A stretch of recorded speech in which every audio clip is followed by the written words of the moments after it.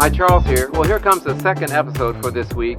I'm doing my best to try to keep everything 10 minutes or less, and most of the time I'm pretty successful. Well, you saw me mount anyway, the side cameras and the LED light bar in the previous episode. In this one, I've got 3 beautiful days in a row here with nice temperatures and lots of sunshine.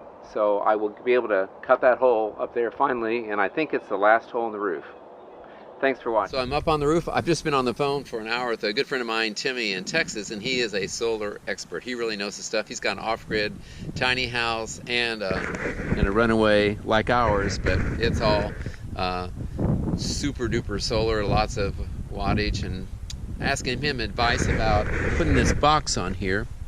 And instead of using a typical solar gland, I'll pop a picture up where you have just 2 wires coming in, like 2 solar wires like this that would be connected to an MC4. As you know, I'm going to be putting the box on. I need to get Susie out here, and the box is going to go about right there. I'm going to drill a hole here, be about 3/4 of an inch.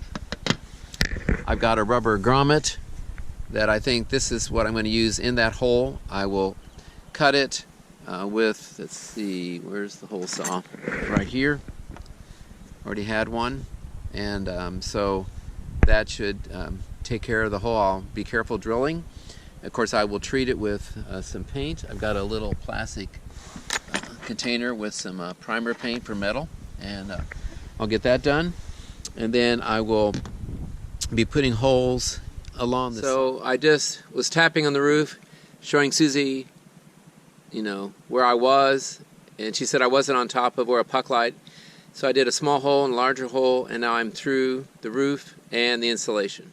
So I ran to Ace Hardware, and I actually found a grommet that would work with this big hole. But then I remembered I found a smaller hole saw and drilled it, and found that the grommet I had in the first place fits, and I can still fit 1 more wire through there. And that's what I need to fit. Probably I could fit 2 more.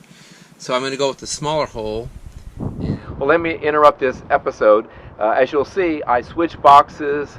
I actually cracked the other one, but I made 1 hole too big. And so, as you'll see, I did use the metal and found that I could use a smaller hole saw. And I'll show you a picture of the difference in sizes. But smaller is better when you're doing something like this, I believe.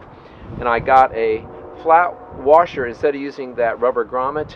It fit in the hole, but it kind of would raise the box up some. So I wanted to keep it flat, so I got this rubber washer, made 4 slits, glued it down over the hole, and then the wires will push through. Put the new glands on the wires. So I used the smaller ones for what's called the strobe wire for all the power up there, the 3 lines, and then used a larger one for the solar. And I'll show you close-ups of all this, and it works great. And I think I'll use some cable ties with some high bond value tape on it and die-core to hold the cables down. So made some changes, but it's going to work a whole lot better, and it's a whole lot colder today. So let me get up on top real quick, and I'll show you how it ended up. I got a different box at Home Depot.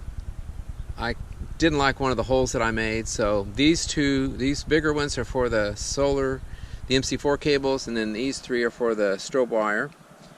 And so it's going to go like this. So I'm about to cut the hole, and I was going to use that rubber gasket, but now I think I'm not. Now I'm just going to load it up. I'm going to put butyl tape around the edges, just like I did with that, and then I will also put the die-core lap sealant all around here, around the hole, set it down on there, and then I will also put the die-core around it, and just let it set up and be good and dry for Sunday afternoon.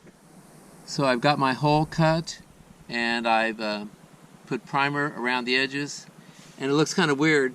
What I drilled through, I always forget. There's a kill mat and then the foam board insulation. So I'm drilling through that. I'll clean that up underneath, of course, but I've kind of changed my mind. I think I'm now going to go with this flat washer, which I've cut slits, and I'm going to use die-core and glue it down, glue all around it, and then put the butyl tape around the edge of this box at the bottom, and then die-core, and then get some weight on top of it so it starts drying.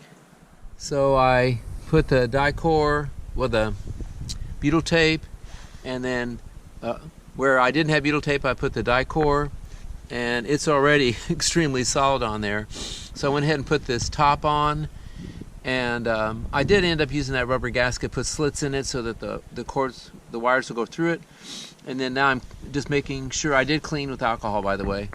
And then now I'm going to run lap sealant around here, and then when we do the wiring, this will come off, so we can run the wires into these, tighten them down, and then run them through the hole. And then I will probably die-core around this edge. However, it's got a really good rubber gasket, which is nice, so I'm kind of glad I got this one. I'm using this one instead of the one I got on Amazon.com. And the sun is actually hitting it now, so that's a good thing too. So get the die-core on and leave it alone. So I put the die-core lap sealant around. Some people stress out about it. Some people put mountains, and then some try to be super neat, and they end up not putting enough. But this stuff is great. It self-levels, and you can add a little more if you need to. So that is all nice and tight. Happy with that. I think I'll get a couple bricks just to set on top of it, but it's going to be, as I always say, rock solid, not going. I'm up here while the wind is really going, but I'm so glad I finished this yesterday. Real quick, let's take a look. So here's the box. The solar cables will come here, and the larger ones. The power will come. Probably use cable ties. We'll probably run them along the rails and then use cable ties. And then you can see it's got a nice rubber gasket here. And then here's where the wires will come in and go through there, and you can see the die-core there. So I've got it well sealed. Oh my goodness, it is definitely tight, and I'm not worried about it. So once the wiring is all done and run through there, then I screw this back in, and like I said, I may seal it, but I probably don't need to because of that gasket, but we'll see. I don't anticipate any other wires going in, but you know, I could. If I put die-core on here, I could clean it off and get in there and run some more glands in here and run another wire or two, but I think this will take care of it all. So there you go. I finally got this part done, and by this weekend everything will be wired up, so I'll be expecting some videos showing the side cameras and rear camera in use and that screen, and I'll also show you how they did some of the wiring. And I'm getting off this roof. Thanks for watching.